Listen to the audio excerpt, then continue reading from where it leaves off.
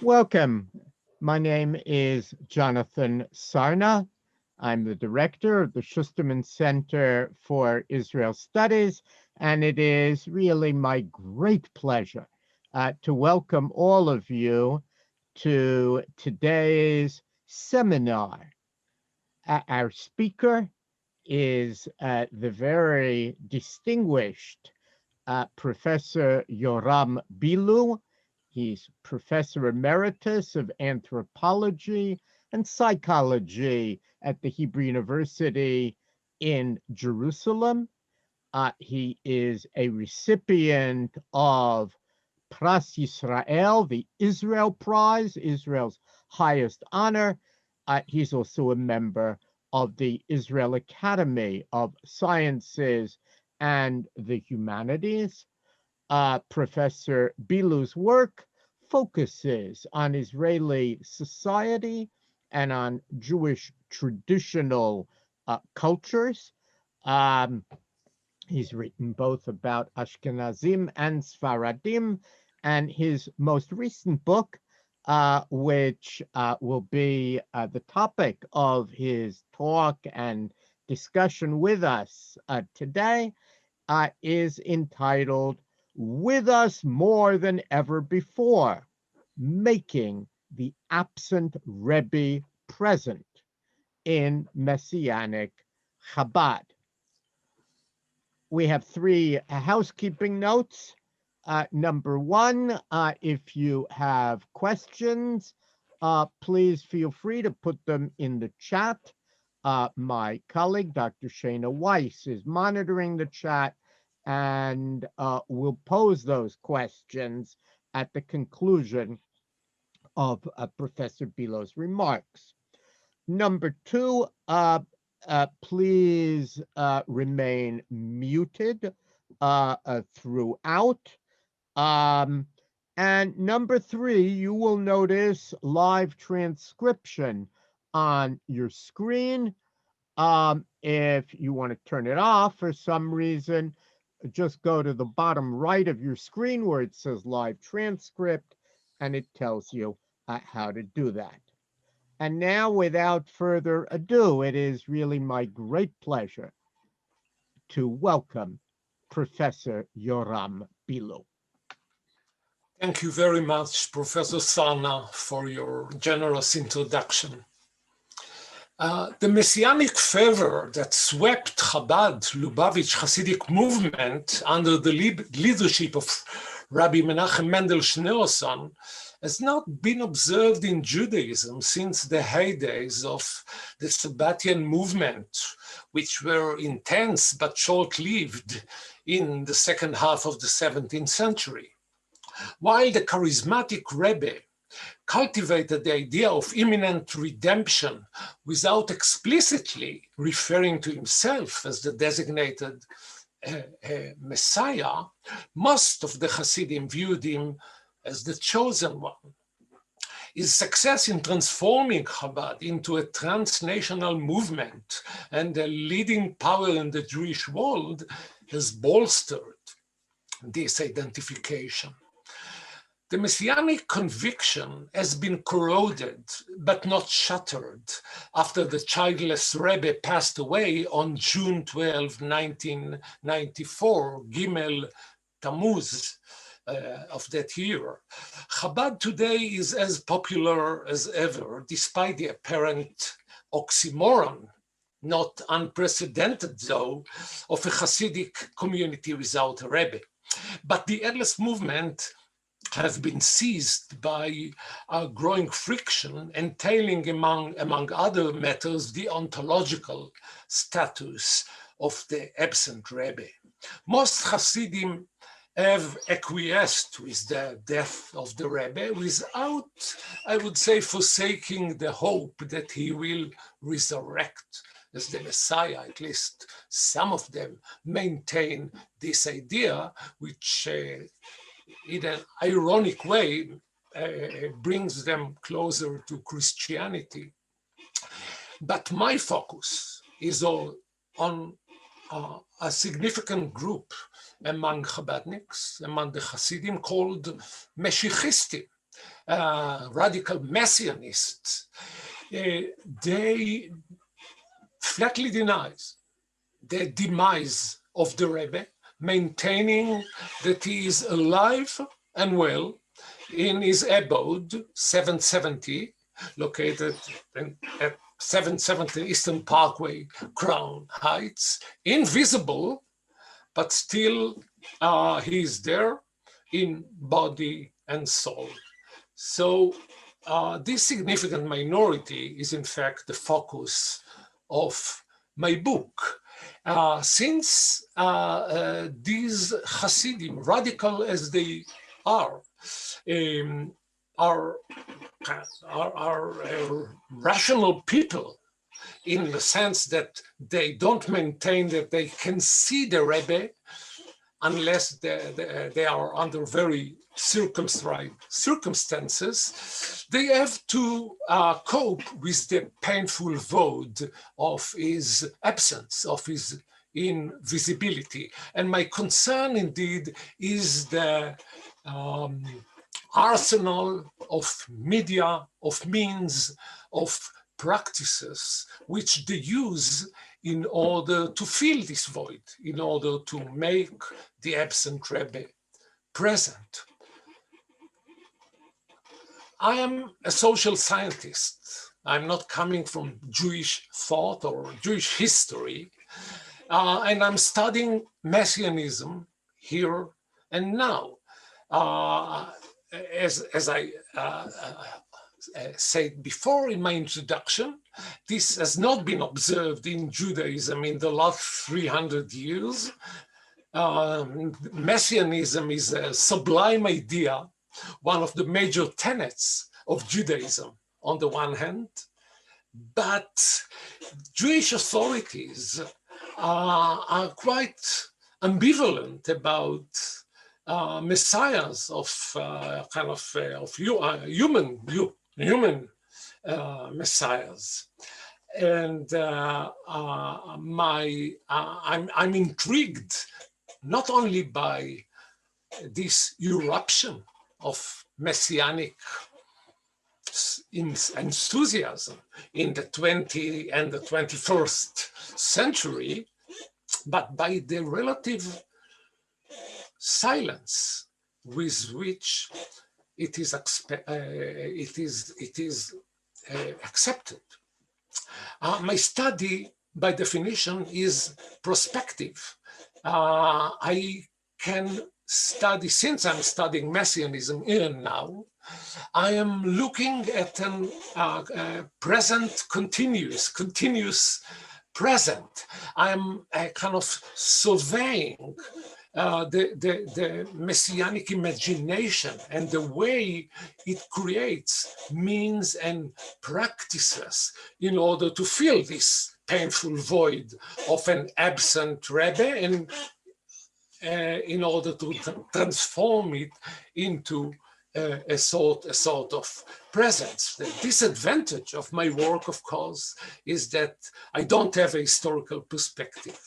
I can see how the religious or messianic imagination develops over the weeks, the months, the years, but the future, of course, is open-ended, and prediction, my experience in social science taught me, are quite risky.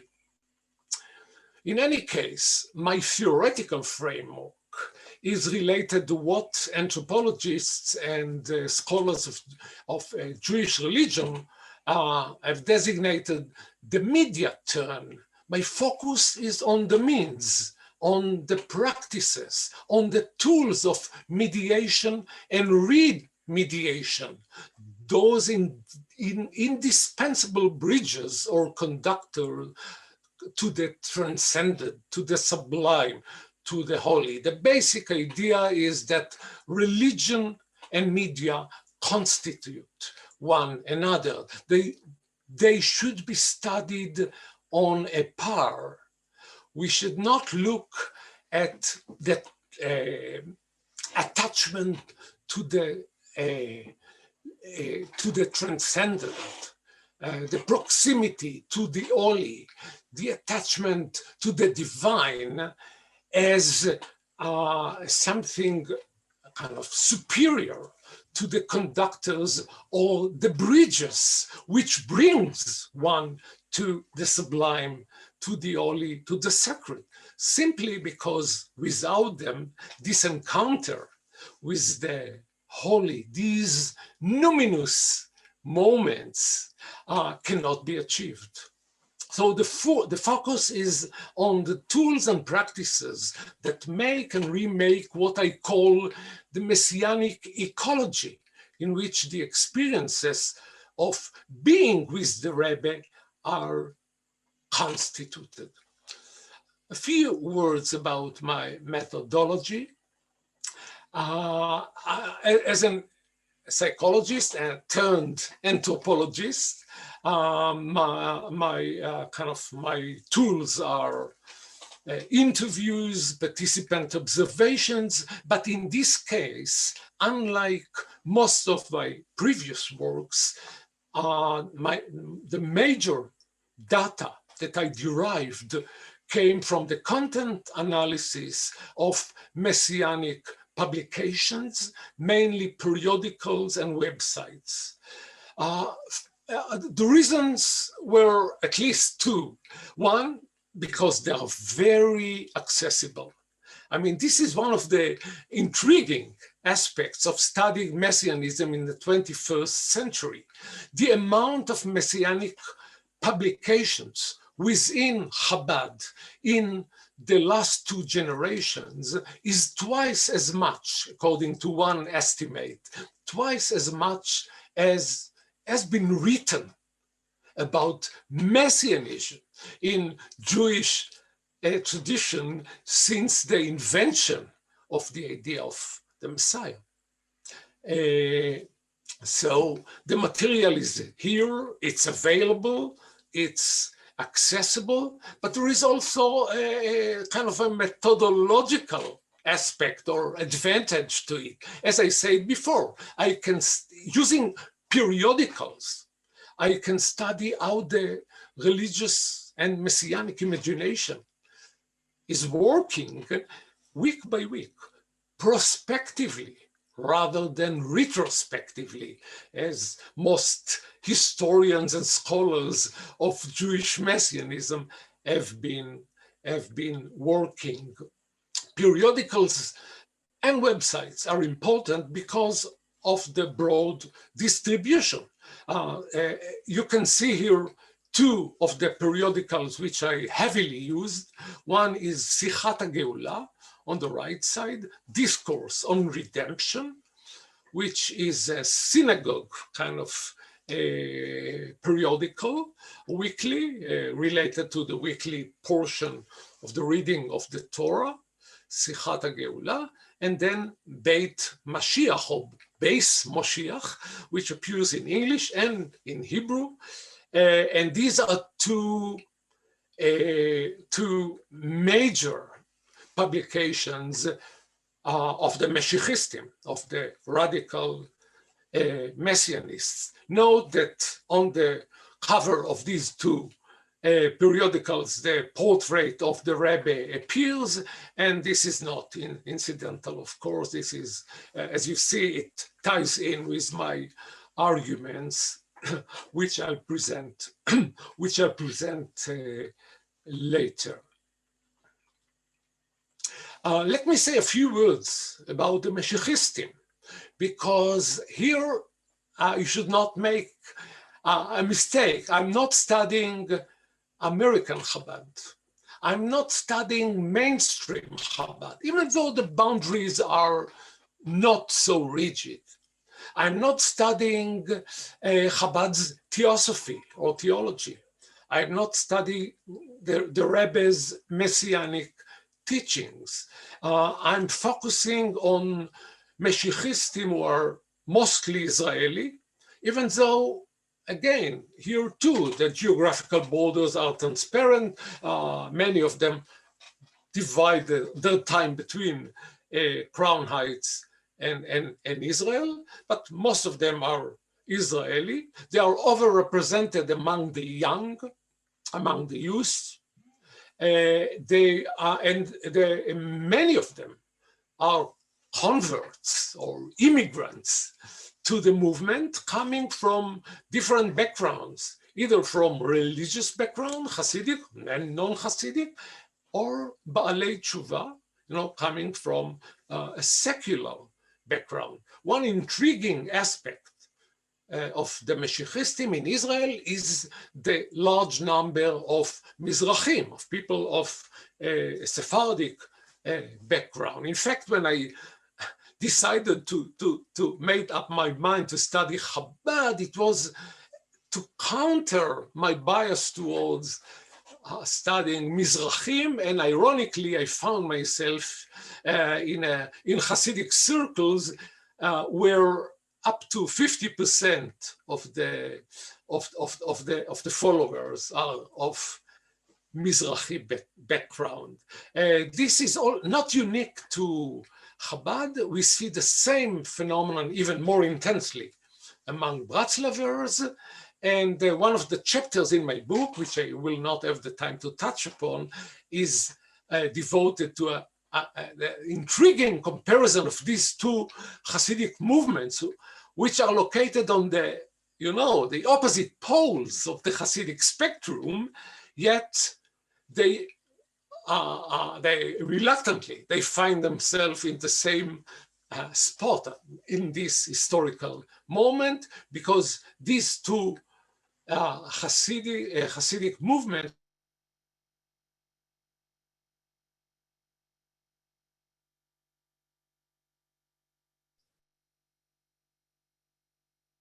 Okay, you're back. Yeah, so that I don't know why I became mute, but I think that now it's okay. So I'm repeating my last sentence. I made a comparison between a brief comparison between Chabad and Bratslav. They are very different, yet at this very historical moment they converge as two headless Hasidim. They subscribe to the oxymoronic notion of a Hasidic group without a tzaddik. I think that this is a phenomenon which should be studied, at least in Israel, the emergence of Mizrahi Hasidism, of Hasidic groups, which Bratslav clearly is the kind of made of Mizrahi followers. Most of the followers are of Mizrahi background. Okay, so this is sort of a lengthy introduction.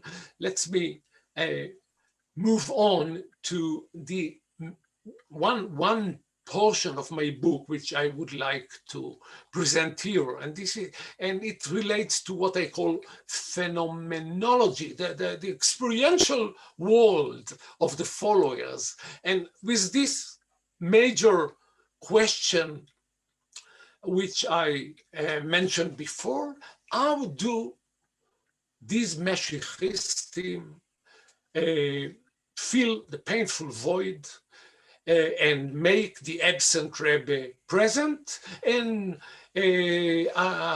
broadly speaking, they do it through three trajectories, one of which enables them to communicate with the Rebbe, to write to the Rebbe, and to receive answer, to correspond with the Rebbe. The second enables them to see the Rebbe. And the third one, somewhat more general, but I will explain later, enables them to be with the Rebbe in a very concrete, tangible sense. Let's kind of move on, looking at each of these trajectories or avenues. The first one is writing to the Rebbe, and here, again, you can see the advantage of studying Messianism or the Messianic imagination prospectively. Exactly 6 months after the death or disappearance of the Rebbe.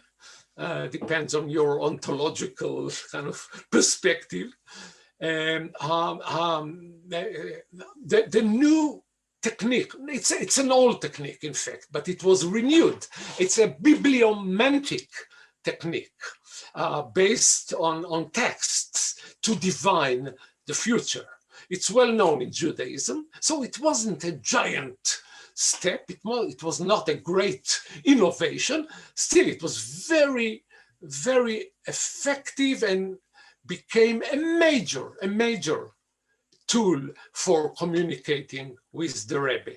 And it's based on Igrot Kodesh, on the holy letters of the Rebbe. The Rebbe, you know, engaged himself in kind of writing and mainly getting letters from Jews and non-Jews from four corners of the world. Thousands of such letters were collected and were collected in volumes. When I did my study, it was kind of 5-6 years ago when I stopped, there was 32 volume compilation of the rabbis' worldwide epistolary exchange. And these volumes can be used as a bibliomantic device. The technique is very simple. One writes a petition to the Rebbe. Instead of sending it in a letter or as a fax, he puts it, or she puts it randomly, kind of inserting it into one of the volumes, then opens the volume and looks at the double page where the letter was inserted, the petition was inserted, and then he or she surveys very meticulously answers to problems addressed to the Rebbe in other times and in other places.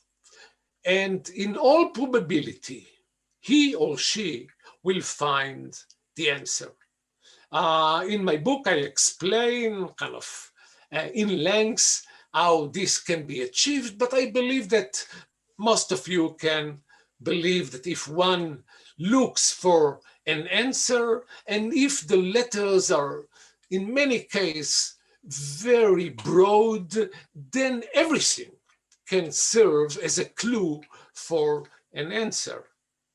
Just to give you one example, when someone put the petition in one of the volumes, opened it, and he saw that the page was Shin Mem A, and his name is Moshe.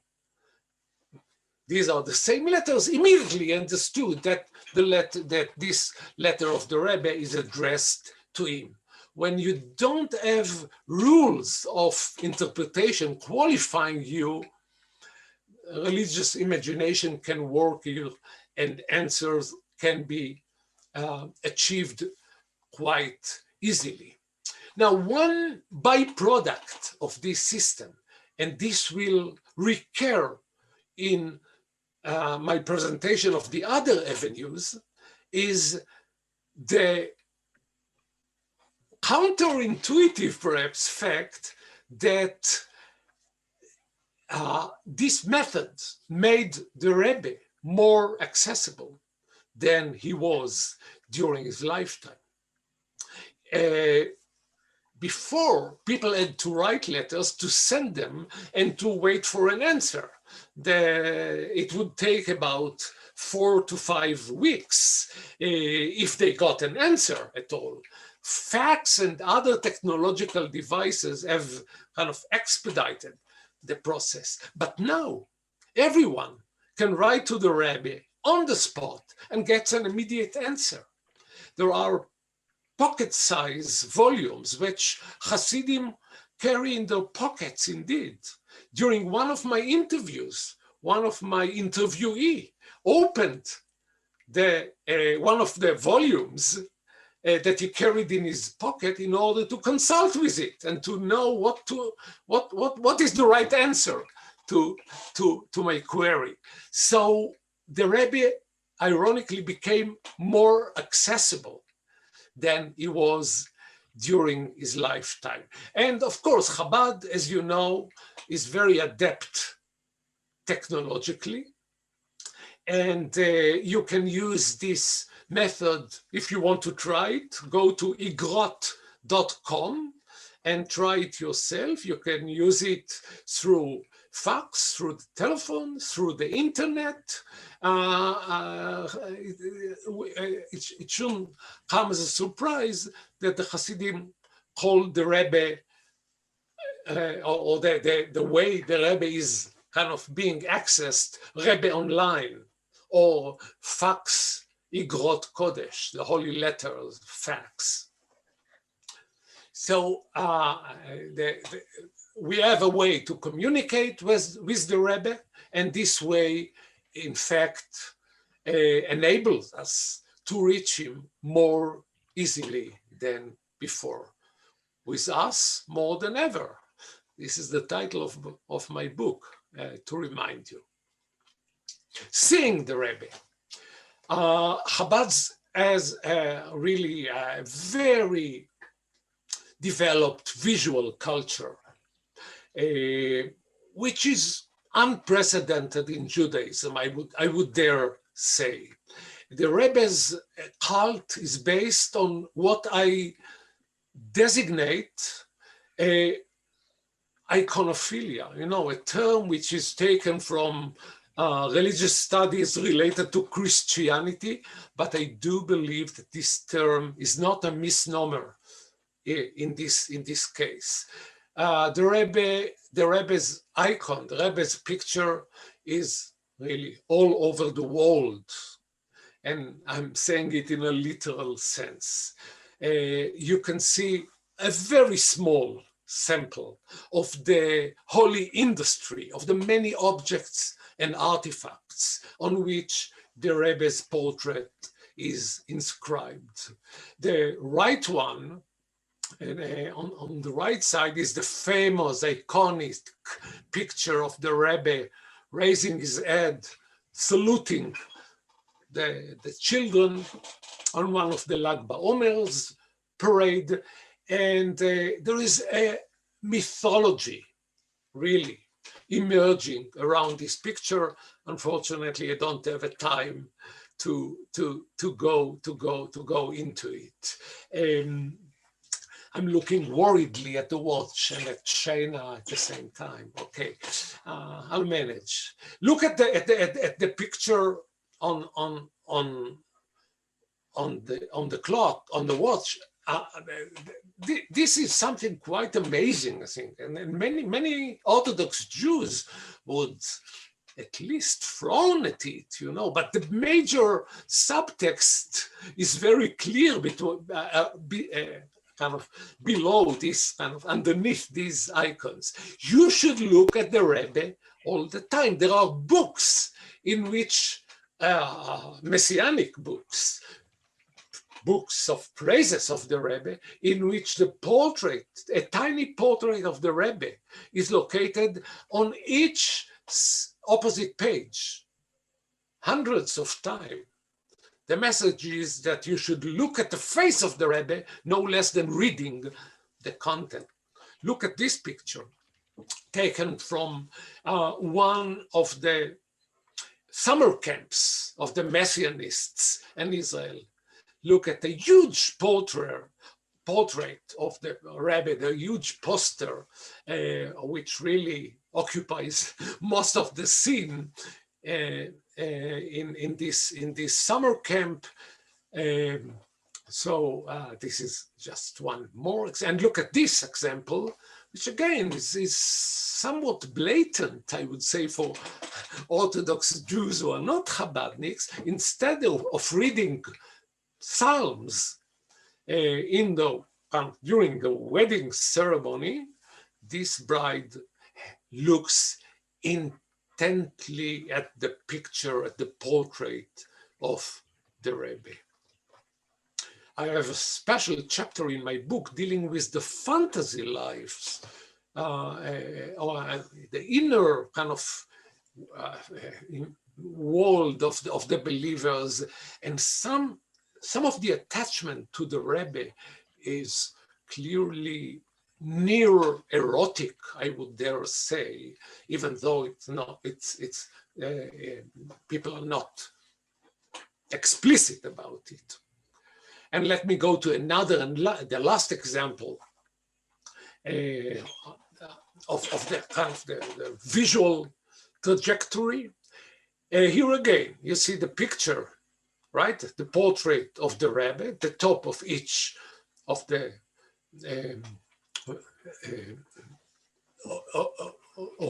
periodical. The periodical is called, it's a month, it was a monthly, it doesn't appear anymore. It was called Ezrachim B'Medinat HaMashiach, Citizens in the Messiah State. It clearly indicates Chabad's wonderful kind of skills at selling their ideas to a very clear, designated, bounded portion of Israeli populations, mainly backtrackers, spiritual seekers, Israelis who go to their big journey after the military and meet with Chabadniks in Chabad houses all over the world. So this is a mixture of very blatant, I would say, messianic ideas with New Age spirituality, with emphasis on the environment, on alternative medicine. It's quite interesting in terms of the contents, but I would like you to focus on the cover of these monthlies. The picture of the Rebbe is everywhere. And in fact, this is a universal law. I didn't find even not one exception to this law. On each and every messianic publication, the picture of the Rabbi must appear. If it appears, it doesn't entail that it's messianic by definition. But if it doesn't appear, it's not messianic. And look at the position of the Rebbe. These pictures were taken usually from plains, from mountains, from the high, from satellites. The Rebbe above looks at the world. I don't have time to go into the cosmology of the Meshiachistim, but at the fringes of the movement, one can see notions of the Rebbe as, I would dare say, demigod. When someone is elevated to the degree of a Messiah, when we look at Jewish history, there's always the danger that he will be glorified, even deified. Here, I would say that the subtext, without uttering it, that's the advantage of having pictures, is that the Rebbe is kind of monitoring the world from above.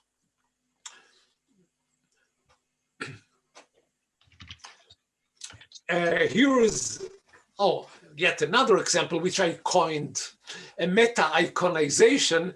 Just look at the position of the speakers in these pictures and the position of the Rebbe. Side by side, he is there, he is present. Let's go to the third and last trajectory.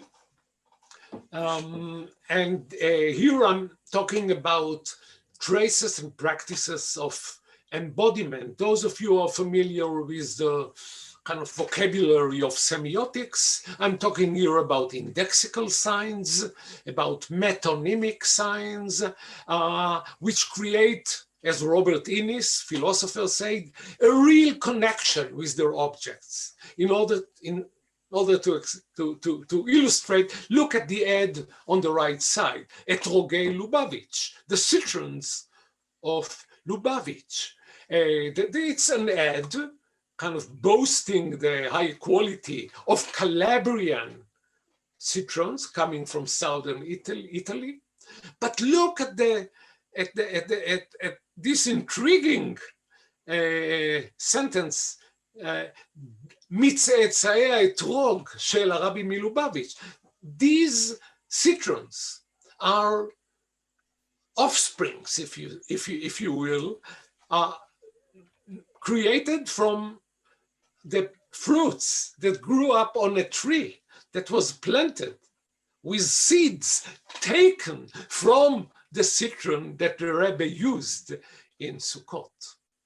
Note that these citrons can be multiplied forever, right? Without an end. And this is again a recurring aspect of my study. The singular Rebbe was replaced by multitude, by multiplicity. These traces and objects can be created on and on forever. This one you all know. Here in the middle, this is the original 770 Eastern Parkway, kind of neo-Gothic style in Crown Heights. Look above, this is the one, the replica in Kfar Chabad, a complete replica, red brick by red brick, and the only one that was built before, had been built before the Rebbe's demise, with the intention to host him, but the Rebbe never came to Israel. Look at this one, another innovation. A Hasid in Gedera created the facade, or built the facade of his house, kind of mimicking the facade of 770. But arcs in synagogues are also miniature 770s, and puzzles for kids are and of course endless other products. Here again, you know that while I'm speaking now, there are new 770s being built all over the world. They're really mushrooming in Israel and outside Israel. Again, you see how the singular 770, which was the epicenter of Chabad and the Rebbe's house in his last years, became a multiplicity. And it's not only traces, but these traces are embedded in an ecology where the life routine with the Rebbe is maintained as before. I call it practices of embodiment. Look at this picture. You know, in 770, the day routine with the Rebbe is exactly as it was before. The Rebbe would come from his office in the upper level, going down, and then a shvil, a path, was created, and the Hasidim kind of sang and danced, usually messianic slogans in the last years. But what is the statement written down verbatim is taken from an apparition. I have 80 cases of apparitions of the Rebbe, visions of the Rebbe, which took place not in a dream or in a special state of consciousness, but in wakefulness.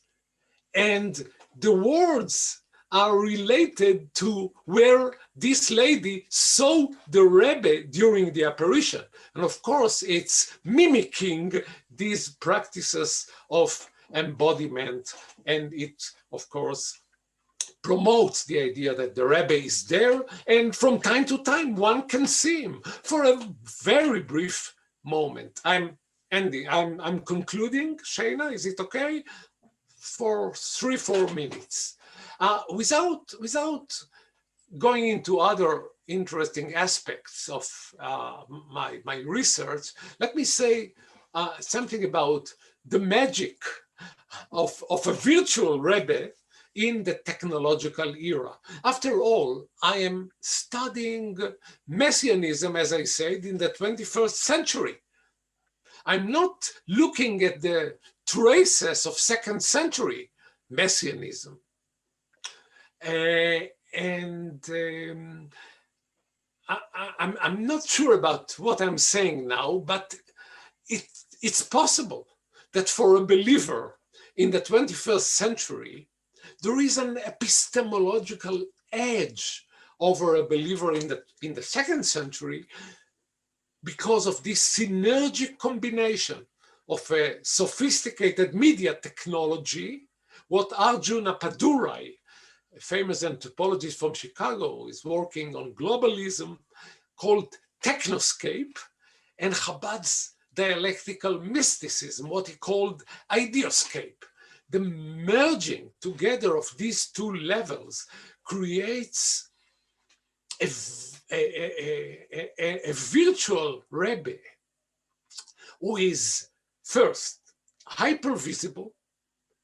You must concede, you have to concede that you can see him today more than ever before, even if you don't have apparitions. His portrait is everywhere. He is highly accessible, as I tried to show with the example of the oracle of the Holy Letters. This is a multiple Rebbe. He is constantly reproduced. His pictures can be reproduced endlessly. His abode 770 can be built in everywhere. It's a multiple Rebbe. He is very close. He is very tangible. In fact, the word Nisa in Hebrew, you know, Ram veNisa, has double meaning, which is lost in translation. I used it in the Hebrew edition of my book.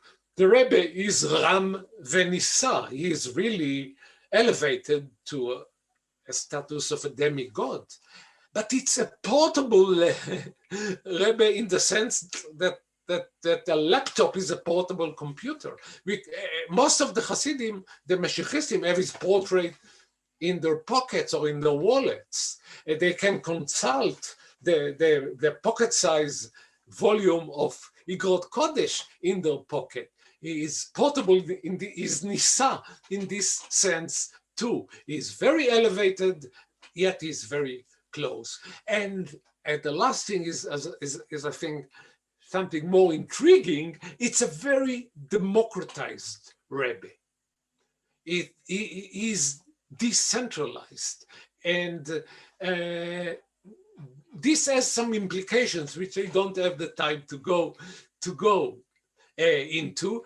But every Hasid, in theory, but in practice too, can partake of the Rebbe, can access him, can write to him, can get an answer without a heavy layer of mediation. The Mazkirim are not so important for the Meshichistim. So that's part of the reasons for the friction with the old-timers, with Anshe Shlomenu and the Meshichistim. So my conclusion, in fact, is somewhat disappointing. I have to agree with the battle cry of the Meshichistim, Itanu yoter midamid, with us more than ever. Thank you. Thank you so much, Professor Bilu, for a great talk. And the discussion in the comments showed how much people are interested and invested in this. I want to start with a question that came up many times in the comments, and that's the borders between Meshichisti Chabad and non-Meshichisti Chabad. You mentioned that the borders are somewhat porous. I know there have been fights institutionally, there's been lawsuits, and I know your book is mainly about Israeli Chabad, but if you could comment a bit on that and how these battles play themselves out. Well, the boundaries are fuzzy. I would say that, in fact, my presentation was somewhat simplistic. It kind of was perhaps too dichotomous. Chabad Hasidim are scattered on a spectrum, and when you subscribe to a deep dialectical mystical theosophy, you can, someone called Chabad the theosophy of Chabad, the Tanya, Torat Achdut Fachim, the unity of oppositions. So there are people who are with one foot in one camp, the other foot in the other. The hardcore of the Mashiachistim that I studied would not go, in principle, to the old Montefiore cemetery because they flatly deny that the Rebbe is buried there. They say it's an illusion. Yes, it seems that that there was a funeral and he was buried there, but this is only due to human short-sightedness. Yet I know some Mashiachistim who goes to 770, which is their bastion. They control the public space. The Mashiachistim, even though they are a minority, they control the public space of 770, and they go frequent the tomb.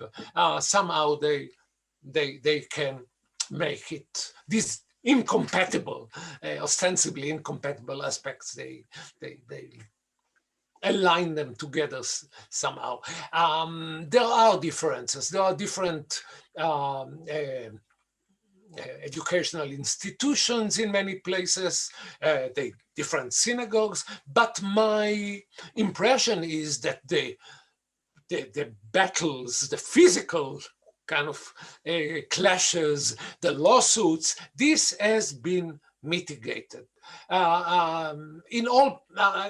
It seems that the ardent messianism of the years before 94 and after 94, immediately after 94, there is an attenuation of that kind of this, and Chabad is morphing in a different way.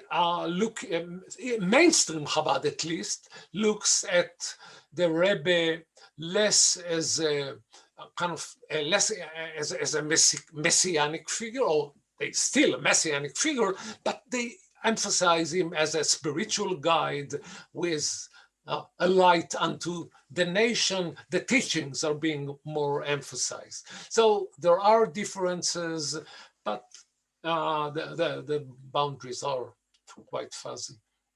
Thank you. I wanted to ask, and this came up a couple of times, about gender. You mentioned it briefly, right? Are there female Mashiachistim, right? Do their practices differ, right? You showed the picture of the bride, and I agree that there's definitely a sort of a semi-eroticism there. Can you talk a bit more about this and how this plays out in Chabad Mashiachistic practices? Well, as you know, the Chabad, the Rebbe was a pioneer in assigning the role of Hasidah, or a female Hasid, to the wives of the Hasidim, and Chabadniks claim that some of his reforms, came before the age of feminism, even. But it's always within the bounds of kind of Jewish law. The women are quite heavily represented among the enthusiasts, among the radical messianists. And I would say that many of them are coming from, marked categories, which are at the fringes of Chabad, and they take advantage of the messianic moment, which, as we know, subverts in some way the notion distinctions in a well-established religion to create an elbow room for themselves. Many of the practices that I mentioned, many of the apparitions that I discussed are coming from women and children, even though the majority are from men. So there was a question that came up many times about sort of the traditional Jewish notions of Messiah, which are involved, let's say, in world peace and, no more wars. Obviously, that's not the world we live in. How do these followers explain the hiding and the hope for return? Do they attempt to square it with, let's say, Maimonides' ideas of Messiah and the world's peace, or do they do something different? I just want to reiterate to see if I understood your question. How they reconcile themselves with the fact that the Rebbe disappeared, let's say, and left the world unredeemed. That's the idea? Yes. Okay. Most messianic movements, at least those known in the history of religions, underwent kind of crushing disappointments. Look at Jesus on the cross between two thieves. Look at the disappearance of the 12 Imam in Shiite Islam in the 9th and the 10th century. Look at the conversion to Islam of Shabtai Tzvi, our Messiah of the 17th centuries. Somehow religious movements found ways to cope with the dissonance. In fact, Leon Festinger, a well-known social psychologist, worked on cognitive dissonance and used it as a prime example for messianic movements. Why Prophecy Fails is classic of the 50s. So Christianity became one of the most successful projects in human history after this terrible failure, when the Messiah cries out on the cross, God, God, why have you forsaken me? And the same is true for other examples. So Chabad Meshichists are experts at explaining ways, situations, in order to really live with the idea that the world is on the verge of redemption. It's very hard for people looking at it from an external perspective, not to judge them as lunatics, if I say it in a blatant way, but if you look at it as anthropologists try to do, from the native's point of view, within the messianic ecology, then all fits very well. Why the Rebbe? Let me give you one example, and we'll go on if we have time. We don't have much time. But how the Meshichists kind of live with the idea that the present is continuous, the future is impending, but it's ever stretchable. It never comes. Well, they say that this is the final trial. This is the comparison is with Moses on Mount Sinai on the 39th day, when the people of Israel are bowing to the golden calf. Only the Levites stay loyal against all experience and rational thinking. Stay loyal to Moses. The Meshichists consider themselves as avant-garde, as the Levites of our time. Not only that it doesn't detract from their face, it adds to it in a dialectical way. Thank you. There were a couple of questions about demographics, right? Do we know how many people this is, right, within Chabad, percentages? And there was also a question about what I would call Mashiachistim light. Let's say people, Chabadniks, maybe especially shluchim, emissaries, who don't say publicly that they are the Messiah, or that the Chabad is, excuse me, that the Rebbe is not the Messiah, but internally, maybe in their own circles, discuss messianic ideas. Okay, numbers. It's a mystery. We don't have exact estimates, and we have to remember that Chabad, because it's ever expanding, and because it reaches out to Jews everywhere, there are part-time Chabadniks at the margins. So again, the boundaries are somewhat fuzzy. It's definitely one of the biggest Jewish movement. It's not the biggest one in Israel, not at all. But when you ask a Chabadnik how many Chabadniks there are in the world, he answers the Jewish style with a question: how many Jews there are in the world?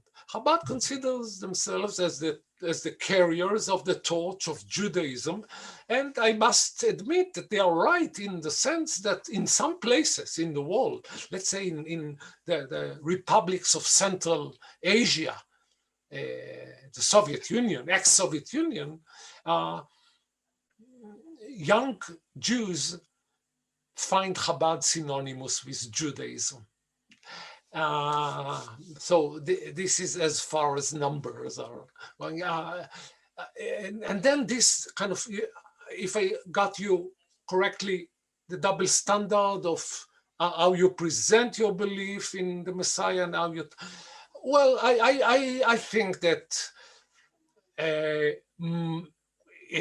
in 1994, before the Rebbe passed away or was occluded, whatever, the overwhelming majority of Chabadniks believed that he is the designated Messiah. I believe that most of them accept the idea that he passed away, this at least, but I suspect that many of them, as you said, internally do believe that the fact that he died does not negate the possibility of resurrection. As I said, ironically, by adopting this idea, they are reluctantly going in the Christian path. Thank you. Thank you so much. I have so many more questions, both for myself and from the audience, but unfortunately, we are basically out of time. I want to thank Professor Bilu again for an amazing, fascinating, and interesting talk that I will definitely be thinking about. And now I have a new activity to look up Igrot online to make it even easier for myself. And of course, I want to thank Shana, I'm sorry that we cannot go on with it, but if anybody would like to address me with questions, you have my email and you're free to circulate it. Yes, and anyone who wants Professor Bilu's email, I am happy to give that to them as well. Thank you to our tech support, Anna, Risa, and Karen, and of course, all of you for attending today. Have a lovely day. Thank you.